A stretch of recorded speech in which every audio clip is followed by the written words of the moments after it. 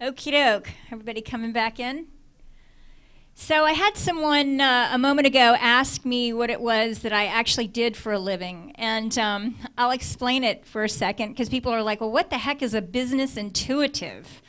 You know, and so what it is that I do is I'm a business consultant, but I have this extra ball game going on, if you will. I'm able to see pictures. I get the date, the age, the event, what's happened to a corporation or an individual that's caused them to get stuck or blocked in business. And I see past events that's caused the energy to get stuck now, and then I see that person or the project or the corporation's gift where they're capable of going, and I'm able to work with their energy and help turn things around. I work with a lot of, you name it, I work with it. Neurophysicists to strippers. I mean, it's all the above. I work with all types of people in their business and helping turn things around. And I'll tell you a little bit more about it as we go on throughout the day. Also, too, I'm going to be raffling off one of my CDs, and I'm going to bring up a bowl. And if you would like to put your card in the bowl, and I'll draw your name at the end of the actually, I'll probably do one at midday, and then I'll do one at the end of the day. I would love for you to throw your name into the hat, so to speak, and go from there. So, okay, I'm going to introduce Wendy Barlin. She's actually more than an accountant. She is a business manager and financial confidant. Her specialty is taking all the tedious financial chores off the shoulders of business owners so that they can focus on the areas excel. So I'd like to welcome Wendy up here. Come on up, Wendy. Thank you. Thank you so much. Thank you. Thank you all for being here today. My name is Wendy Barlin. I'm a CPA by training, and I still do a lot of CPA work, and that's what's led me to do a lot of the consulting that we're going to talk about today. In my experience, there are 5 steps to building a very successful business. 85% of small businesses in America fail in the first 5 years. So the 5 steps we're going to cover today are going to ensure that you don't end up as one of those 85%. The recipe that I use, the first step is to decide how much time you're spending working in your business and how much time you're spending working on your business. Then we're going to talk about cash flow. Then we're going to talk about pricing. We're going to talk about building a team. And lastly, we're going to talk about financial analysis. That's the recipe we're going to cover. So let's jump right in with the working on versus working in piece. Has anybody read Michael Gerber's E-Myth? Fabulous book. Fabulous book. What it talks about is, as busy entrepreneurs, how do we spend our time? And somebody earlier in Eli's presentation asked, what do? We're all so busy. We're our sales department, we're our marketing department, we're our admin department. Well, based on years of research across the country, there is a formula for how you should be spending your time as an entrepreneur in order to build a business. Now, before I give you the formula, let me tell you that it kind of depends on what you want to do. If you want to have a business where you are your own boss, you show up, you work, and you go home, and at the end of the day you'll shut your doors and walk away, then this formula is not for you. This formula is for the person that wants to create a business to sell, or a business that works without them so that they can be in the Bahamas. So the first step is for you to decide which one are you. And you don't have to declare it. It's okay. You're going to the Bahamas. I really want to stress that both are okay. Both are okay. It's absolutely up to you. The formula is that you want to spend 60% of your time working on the business, 25% of your time working in the business, and 15% of your time on administrative tasks. I'll say that again. 60% of your time working on the business, 25% of your time working in the business, and 15% of your time doing administrative tasks. And people say to me, what does that mean? Okay, so now that you have the formula, how are you going to make it work? Well, let's think of this as the great divide. The people on this side are working on their business. What that means is they're at seminars like today, they're doing strategic planning, they're the CEO of the business, the person who does the marketing, the person who makes the client calls, the person who sits and dreams about where the business is going. Who am I going to sell it to, and how do I get there? That's what I consider working on your business. Now, the other side of the street is the warehouse, where it actually happens. This is where you're working in your business. So as an accountant, for me, that's preparing tax returns. Very exciting, I know. And for some of you, that's doing the work the business does. So if you're a web designer, that's designing the websites. That's called working in your business. And can you see, you don't want to spend more than 25% of your time on this side of the street. Your business will not grow. In order to grow your business, you need to spend 60% of your time being the CEO, sales, marketing, bring in the business. And then lastly, 15% of your time on administrative tasks. We all know what those are: filing, bookkeeping, sending letters. Another reason that this is so important is that often my clients come to me and they say, I need to hire someone. I need to hire an assistant. And I say to them, well, what are they going to do? Well, I don't know, admin. Well, if you don't know how much of your time you're spending on admin, why would you hire someone to do that for you? And if you're going to hire a marketing person, if you don't know how much time you're spending marketing, why would you hire someone to do that for you? So your first piece of homework from today, and you didn't know you're getting homework, right? Close the doors, no one can run. Everybody's going to go home and keep a little sheet next to their desks. And for the next week, keep track of where you're spending your time. And I don't mean to the dime. Every time you get a cup of coffee, I don't really care. But just 4 hours marketing, 3 hours doing client work, 2 hours filing. And then at the end of a week, or 2 weeks, or 3 weeks, compare where you've spent your time to the formula that I gave you. This will tell you several things. One, it will tell you if you need administrative help. If you're spending more than 15% of your time doing administrative work, then you need help. Also, it will let you know how effectively you're using your time, because if you're spending 75% of your time marketing and yet sales have not increased in the last year, then perhaps your marketing is not very effective. And you need to look again at where you're spending that time. Can everybody see how this is very effective and you can use it to make changes in your business today? And everybody in the room can do that?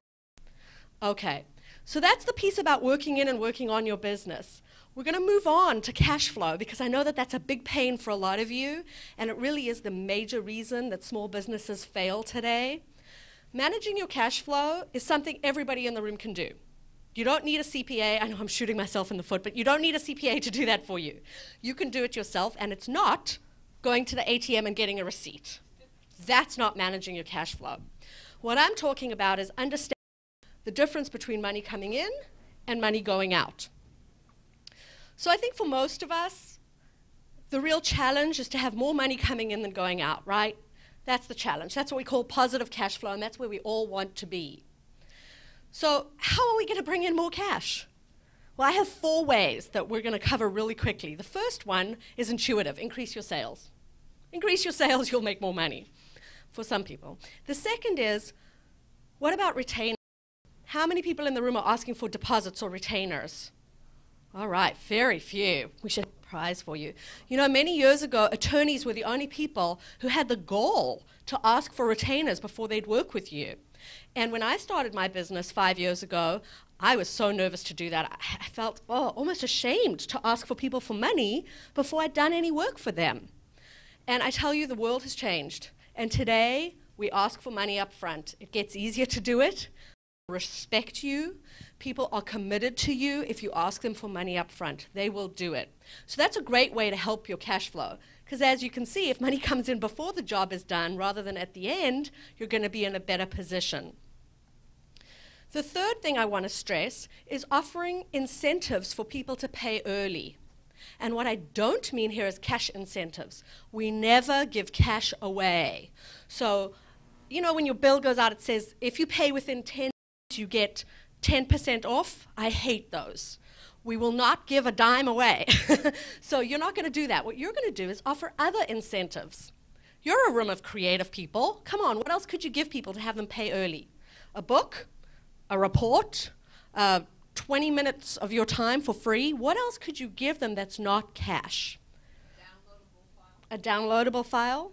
So be creative. Come up with something that would entice people to pay early, thereby helping your cash without you having to give up $1.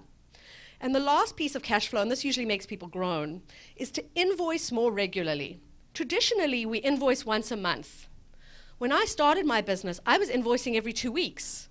It's not fun. It's not fun doing all that paperwork, but I tell you, it brings in the cash a lot quicker if somebody sees your invoice crossing the desk every 2 weeks. You're a lot more memorable than if your invoice only comes once a month. So for those of you just getting started, I highly recommend you invoice every 2 weeks, if at all possible. And anything longer than a month is a big no-no. My graphic designer in Canada just sent me an invoice for November and December. I'm not her accountant or her consultant, but I love her because I never have to pay her. So cash flow, big thing. Now, if there's one thing I want you to leave here learning today, it's the difference between cash and profit.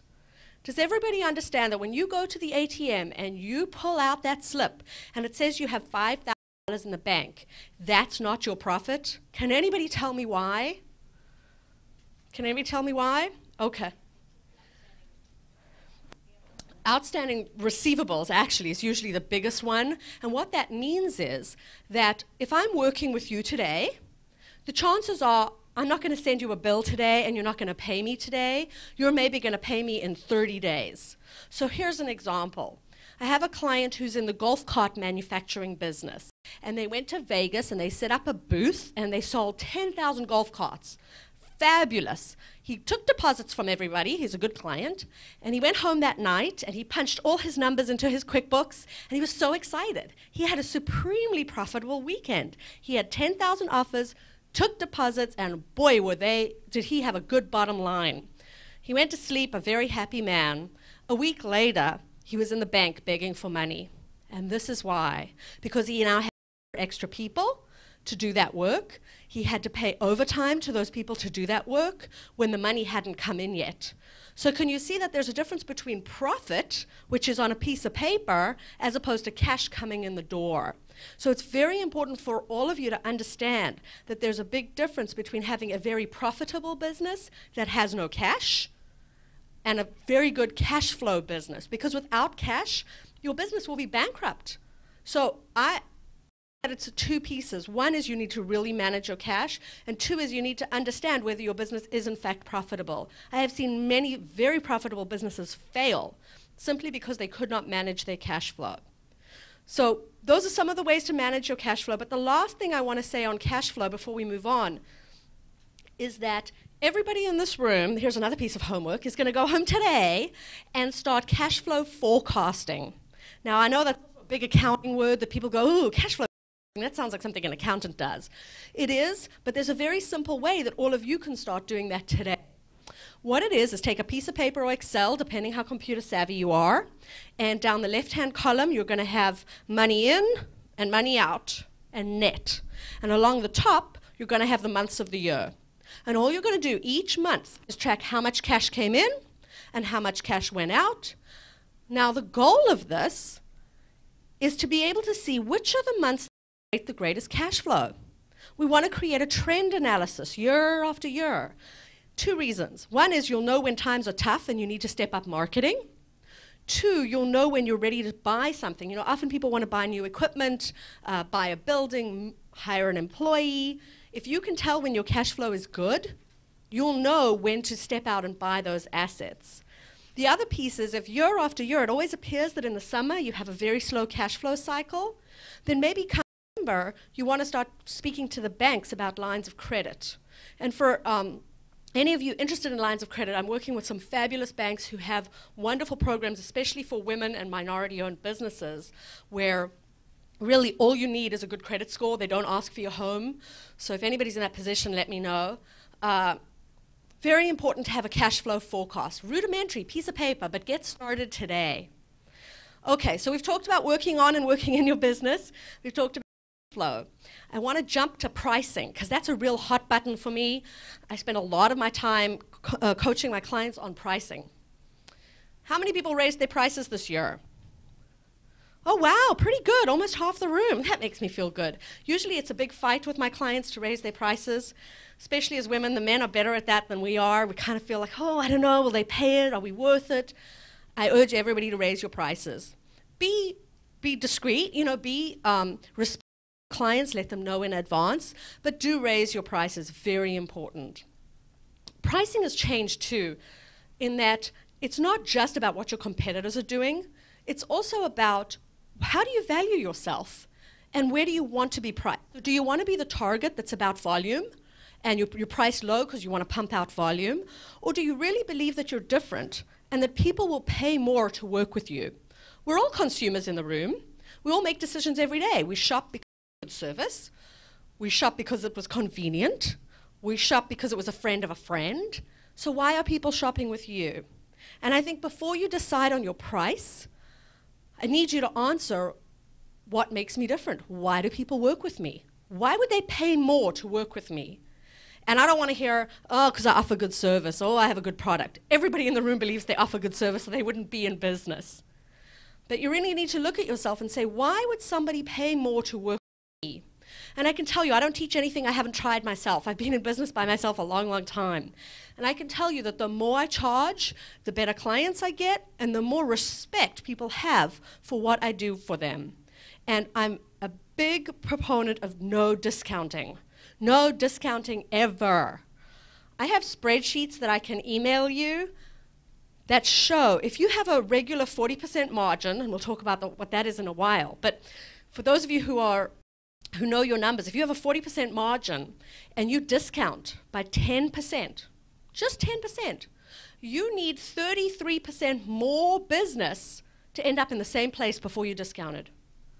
Isn't that unbelievable? And I have the hard numbers to prove it. I can email it to anybody in the room who's interested.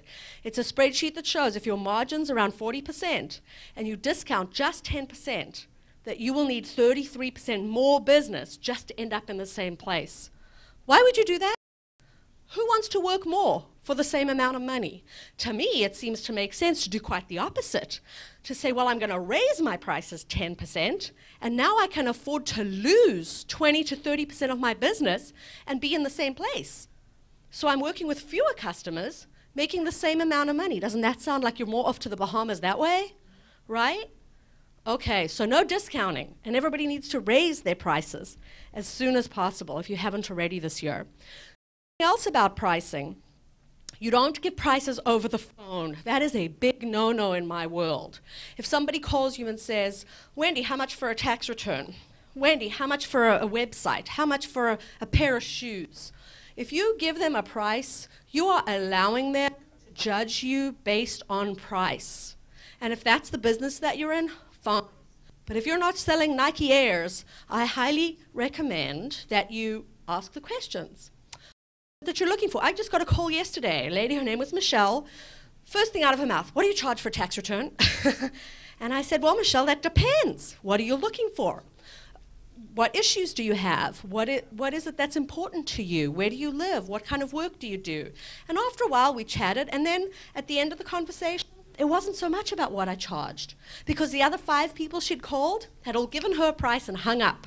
I was the only person that asked her what she needed and whether I could perhaps help her. And that to me is very important. And so for anybody in the room that gets those phone calls, you and your entire team need to be instructed that we never give prices over the phone. It's just not productive. You're not helping the customer because they're buying something based on price, not on value. They don't know what they're really getting.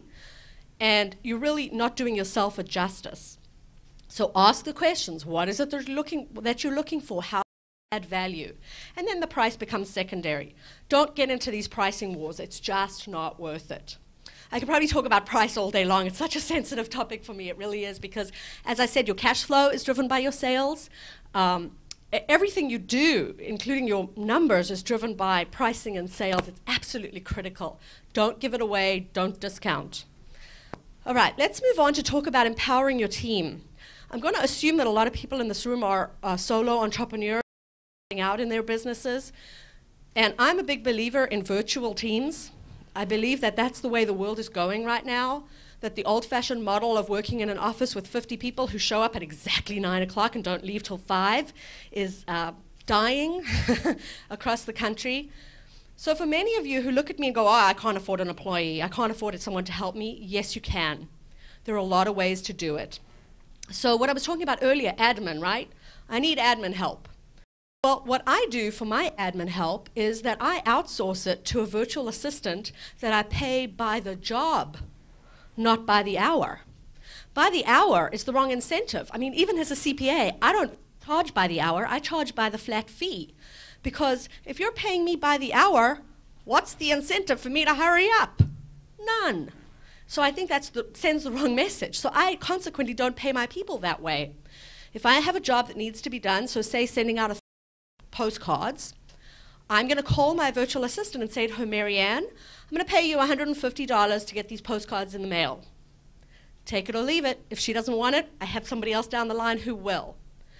So I urge all of you to be a little bit more creative about looking at getting people to help you, how they can help you, and how you can pay them. The good old-fashioned hourly model, there's still a place for it, but I don't recommend it. It really doesn't give you any control, and you don't know what you're getting yourself in for. I much prefer picking a flat fee, and frankly, sometimes you win and sometimes you lose, right?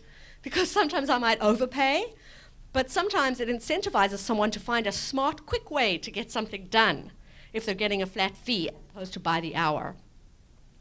So I really believe in virtual teams. Again, you end up not being a clock watcher. You can focus more on building your business and outsourcing that work to people across the country. And as people say to me, well, that's kind of scary though, you know, we don't know what they're doing, they don't know what we're doing. Well, yes, but there's a way to manage it. So I still recommend having team meetings. I have a team meeting with my team at least once a month.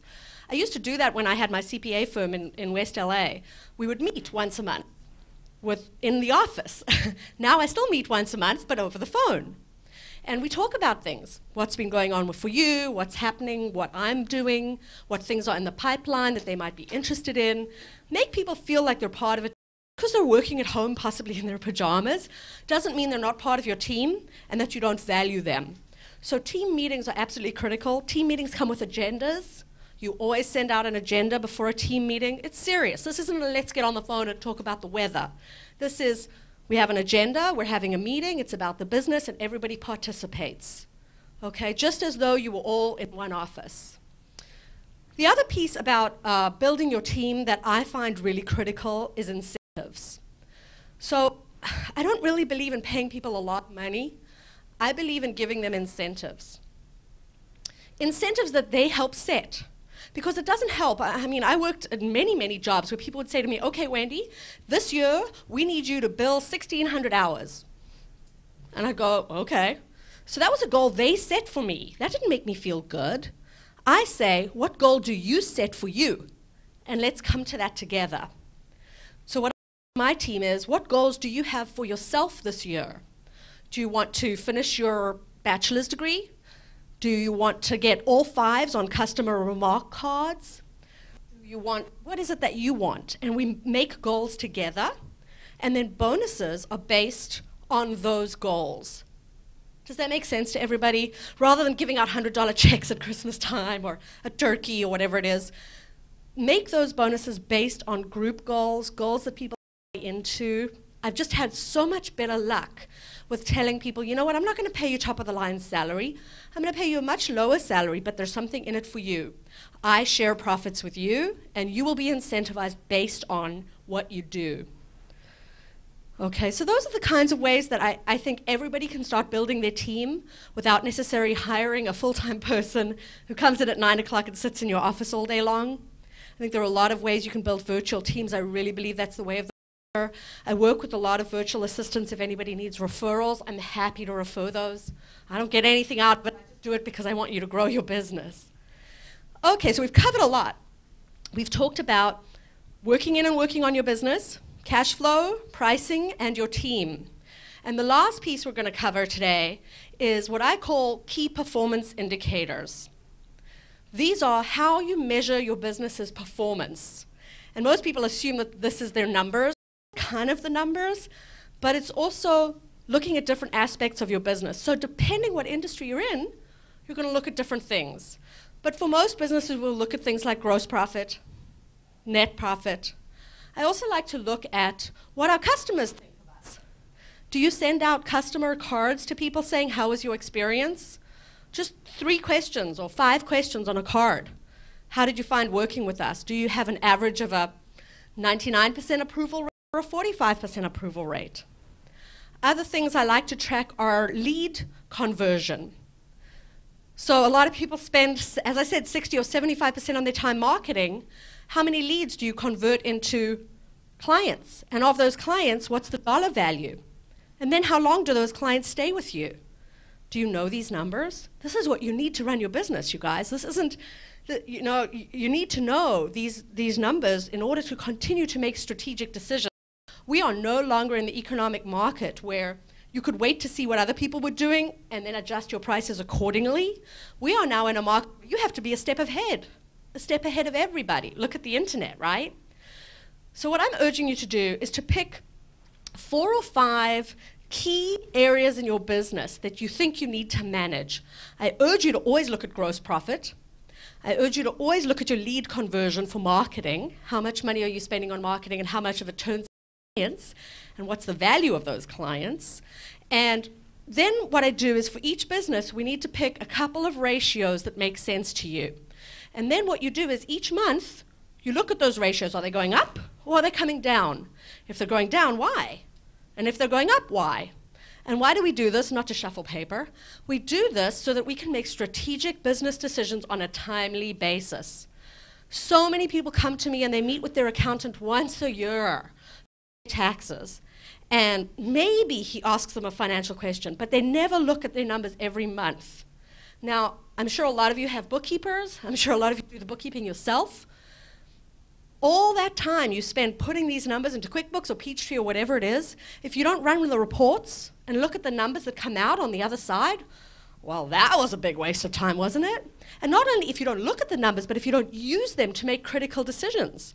To look and go, oh dear, my net profit's down to 10%, not very good, and move on is not useful. What decision are you making today? Don't wait a year, don't wait 3 months, 1 month. Every month you need to be making decisions based on your numbers. And if you're not getting good numbers, you need to start looking at how to get good numbers. And one of the things I'm offering is I have a sign-up sheet for anybody who wants to send me their QuickBooks or their Peachtree file. I'll have a look at it and give you some free feedback about how I think you're doing. Because I do think it is so critical. I see so many people paying all this money to bookkeepers and accountants to keep their financial records for them, but they don't use them. So I really urge everybody in the room to use your numbers wisely, use them to make decisions. And so those are the 5 key recipe for success. If you do all 5 of these when you leave here today, I guarantee your business will grow. You're going to decide how much time you're spending working in or on your business. You're going to manage your cash flow. Increase your prices, no more discounting. You're going to build a team, and lastly, you're going to learn to manage your numbers. So now I think I'm going to open it up for some questions. I will, whatever you want. I know a lot of people struggle with the decision whether to incorporate or not incorporate. I know a lot of people struggle with tax issues. I'll try my best to answer those questions from up here. A lot of those are personal to you, and I'm happy to discuss them afterwards. But any questions? Talking about incorporating, the general rule of thumb is there is no need to incorporate until you're making about $150,000. The reason is it's incredibly expensive to incorporate. It's very onerous to incorporate. What you need to do is to carry good liability insurance. So if you're working as a sole proprietor and you have assets at risk, if you carry good liability insurance, that is just as good a protection as a corporation for you. That's my general rule of thumb. And please, please do not choose a corporation that your neighbor chose or that your friends chose or that you read about in a book. It is a very personal decision based on your personal tax situation, your personal financial asset situation, and everybody in this room, I guarantee, will have different issues when it comes to the incorporation decision. So don't go online and just pick one, please. That's the one thing, because once you've picked a corporation or an entity type, it's very expensive move and very onerous to move. So spend the time researching which is best for you. I can't tell you how often I get that question. Thank you. Is the California franchise tax not as high for a sole proprietor as for a type of a Well, there is no California franchise tax for a sole proprietor. You pay personal income tax to the state of California. There was a question down here.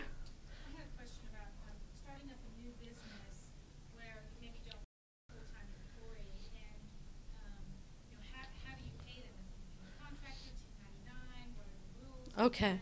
This lady had a very interesting question about starting up a business and not wanting a full-time employee, and do you pay them as an independent contractor or as an employee, or do you give them a 1099?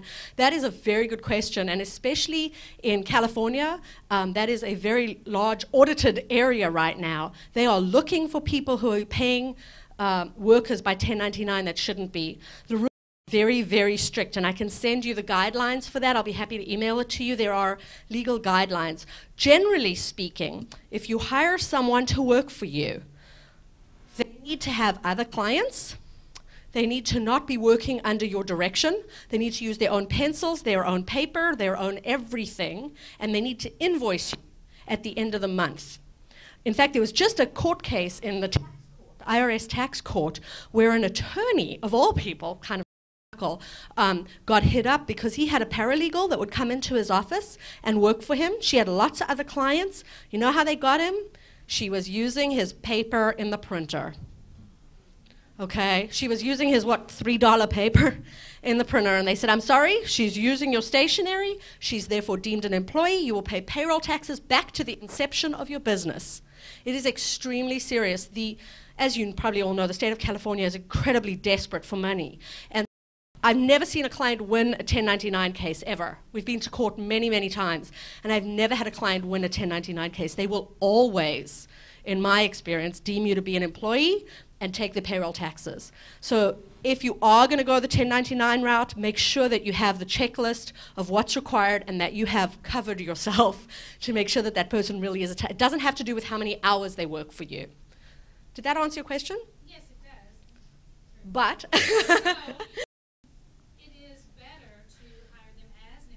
correct. It is better to hire them as an employee and pay the taxes. Let me add one other thing about hiring employees. You need to file all kinds of payroll returns and paperwork with the state of California and the IRS. What I recommend you do is hire a payroll service to do that. Doing it yourself is incredibly onerous and expensive. If you're 1 or 2 days late, the penalties are horrendous. If you're 5 pennies off, the penalties are horrendous. Hire a service to do that. There are now a lot of fabulous, if you're internet savvy, very inexpensive internet services that will do your payroll for you. Paychecks and ADP come out to you, they meet you, but they're on the pricey side. If anybody wants internet services that I use, I'd be happy to recommend them to you. Just send me an email. There are a lot of really good online services that I use that are very inexpensive. And then if they screw up, they pay the penalty. So that's what I recommend. Any other questions? Yes? I have business cards at the back. My email address is Wendy, W-E-N-D-Y, at wbarlin, B-A-R-L-I-N, CPA.com. And if you just Google Wendy Barlin, I usually come up.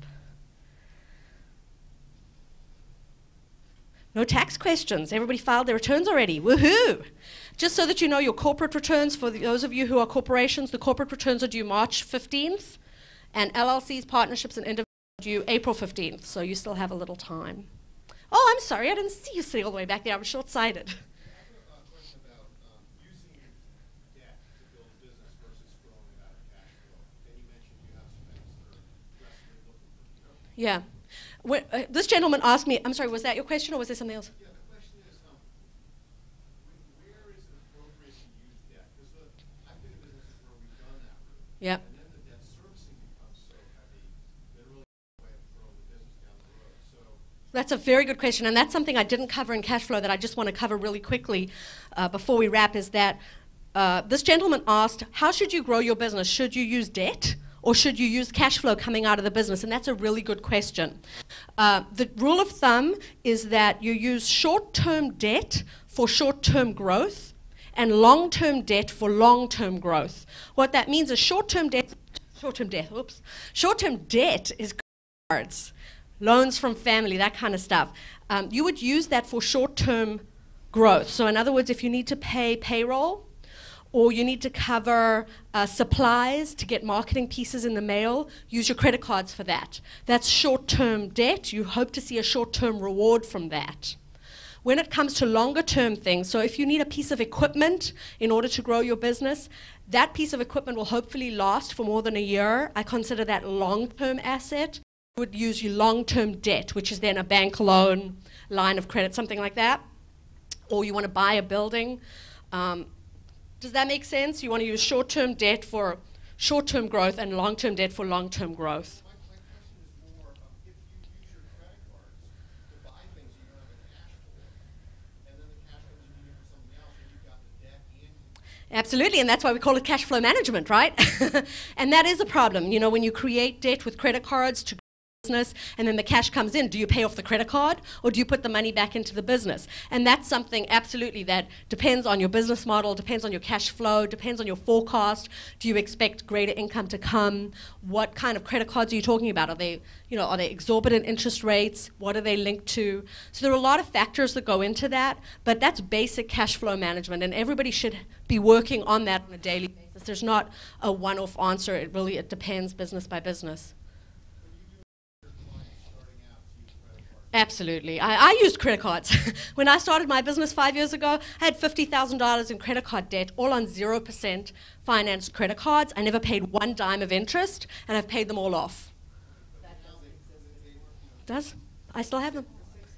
But if you're smart about it, you can make it work for you. You have to learn to manage your cash flow. Absolutely. I'm sorry, one more question? If you believe, and I hope that everybody believes that you have a good business model where the gross margin is there for you to make that money back. What I don't like is to see people do that with a business model that's not going to work. I had a lady come to me who was going to repackage cheese. She was going to buy brand label cheese and sell it to Gelson's, but she didn't know the numbers. She didn't know how much money she was going to make per piece of cheese, and she went out and spent all this money on credit cards, marketing, and tasting cheese and traveling to who knows where, and at the end of the day, she didn't have a viable business plan. So if you have a viable business plan with a gross margin that's going to work and you're going to make money, then the debt to me is not a problem. But the problem is, unfortunately, too many people dive in, throw money against the wall, hoping something's going to stick without a viable business plan. Anybody else? Okay, well, I'll be at the back for a little bit. If anybody has any questions, I'm more than happy to answer. I have business cards and sign-up sheets and all kinds of other fun stuff. So thank you so much. Thank you. Thank you, Wendy. Great job. Thanks so much. So if you guys have any more questions for her, we're going to have another 15-minute break. Also, too, for the raffle drawing, if you'd like to put your business card in here to receive a free CD. And what it's about, it's me speaking about how New Year's resolutions don't work and how intuitive goals do. And it's about starting over again, because I bet you some of your goals, resolutions have kind of fallen by the wayside by now. And I have a solution to that I teach to a lot of corporations and individuals. And so if you'd like to come up here and put your business card in here, and or also too, my assistant will be walking around with the bowl and you can drop it in there and we'll have a little raffle a little later on. Whew, I'm out of breath. I ran up here. So anyway, you can come up here. Also, too, if you all know where the bathroom is, you just go down the hall. It'll be on the right when you exit out of the hallway. Okay, thanks. And I'll see you back here at about 3:10. And we'll start promptly at 3:15. Thanks. Cindy, you want to take it? So if you just kind of go up and yell their nose as quickly as you can right now, that'd be great.